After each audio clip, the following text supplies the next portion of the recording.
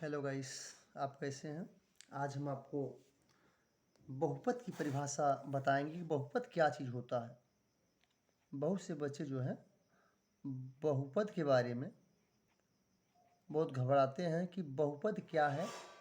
बहुपद हम यहाँ लिख देंगे द कैंसिल करके, भैया ये बहुपद है।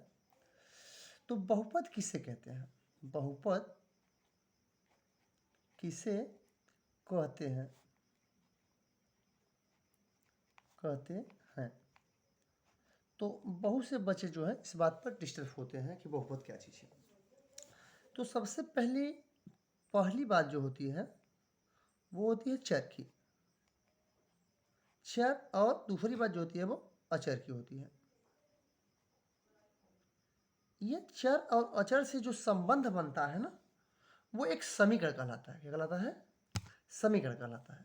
चर और प्लस अचर से जो मिलकर बनता है वो कहलाता है समीकरण। समीकरण और जो समीकरण होता है ना, ये समीकरण ही दो रूपों का होता है। कितने रूपों का होता है? ये दो रूपों का होता है। पहला, इसको हम ए को कहते हैं बहुपद। बहुपद ये भी एक प्रकार का समीकरण ही है, लेकिन इसके कुछ लक्षण अलग हैं।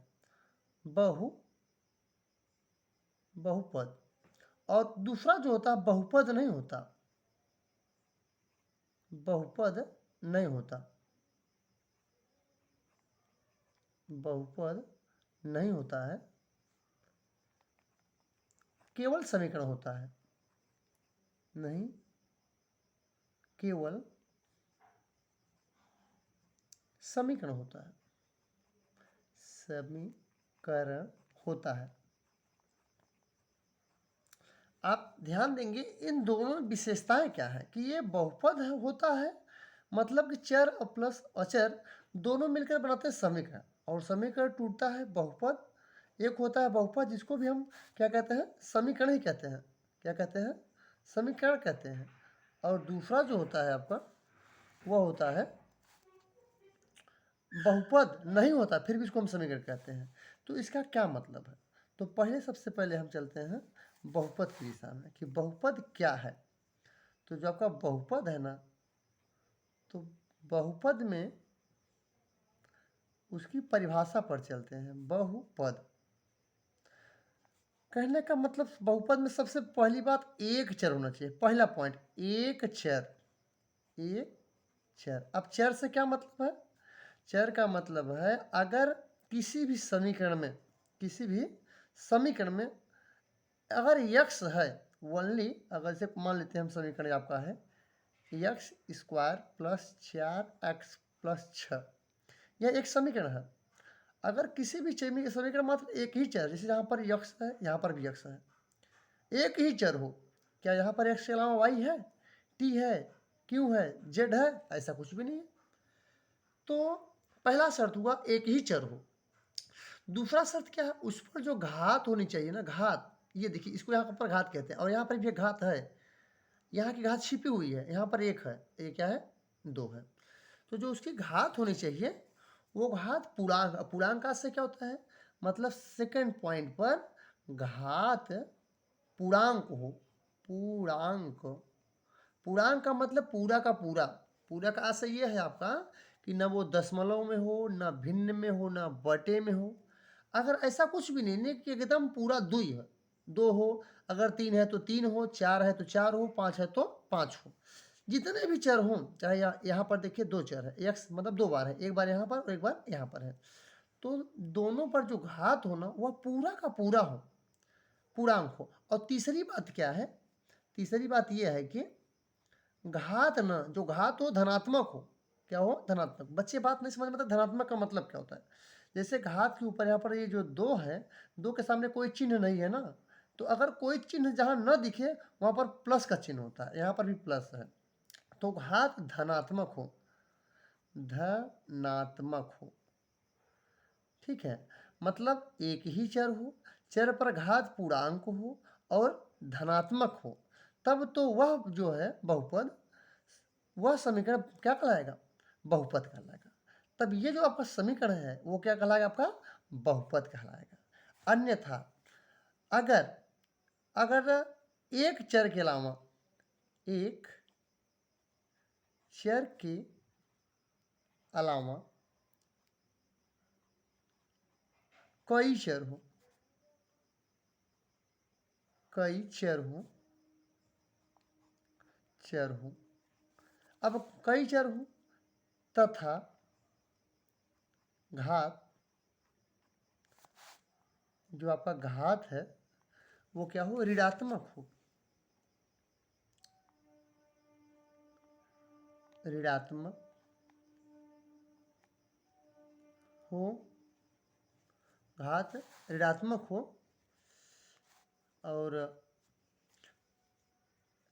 और चर करड़ी में हो। चर कहाँ भैया, चर करड़ी में हो, चर करड़ी में हो, चर करड़ी में हो तथा या चर बटे में हो, चर बटे में हो, बटे में हो, तो समीकरण बहुपद नहीं कहलाता। बहुपद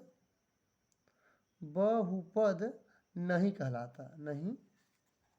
कहलाता।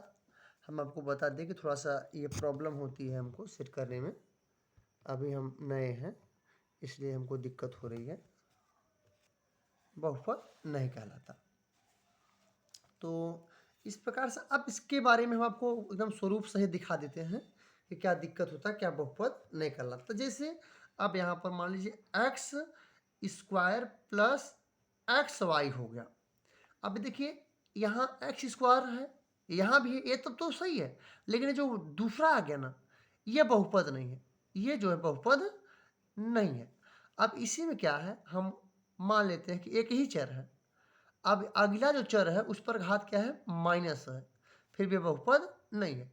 अगला पोजीशन जो आपका है उसको लेते हैं कि एक्स है स्क्वायर और यहाँ पर जो है करड़ी में एक्स दे दिया, ये भी बहुपद नहीं है। अगली पोजीशन हम आपका लेते हैं कि मान लेते हैं जो पहले है कि x square plus 5/x plus 2, ये भी बहुपद नहीं है क्योंकि चर यहाँ पर क्या है, बटे में है। और इसका अगला पोजीशन लेते हैं, मान लेते हैं कि हम 4 चर दे देता, x square plus 2x plus 2y या और कुछ लिख दे। तो इस प्रकार से जब चरों की संख्या, यही चर है, ये सब क्या है, चर है, और ये जो है ना, ये 2 अचर है। तो अगर चर एक ही हो, जैसे यहाँ पर हमने इस पे पहले से बता दिया है कि इसकी चर क्या है भैया, एक ही चर हो, x square plus 4x plus 6, इसमें देखिए x और x एक ही है, घात पूर्णांक माने पूरा पूरा प्लस भी है। लेकिन इसमें क्या है, यहाँ देखिए चर एक के अलावा देखिए 2 है। एक ही समीकरण में 2 चर होने चाहिए, अगर 2 चर हैं तो बहुपद नहीं है। और यहाँ पर भी देखिए चर की घात क्या है, एक में ही जुड़ा है, चर घात ऋणात्मक है, बहुपद नहीं है। चर की घात धनात्मक है, परंतु इसके साथ जुड़ा जो चर है ये क्या है, करणी में है। कहने का मतलब कि उसमें से कोई एक सदस्य, कोई भी एक सदस्य यदि करणी में हो या घात ऋणात्मक हो या उसके साथ कोई अचर जुड़ जाए तो बहुपद नहीं होता है। अब यहाँ पर देखिए आप, इससे कि ये जो चर है एक्स आपका वो बटे में है, और यहाँ पर देखिए x square plus 2x plus 2y जो है ये भी क्या है, 2 चरों से मिलकर बना है। इस प्रकार से क्या है, बहुपद नहीं है।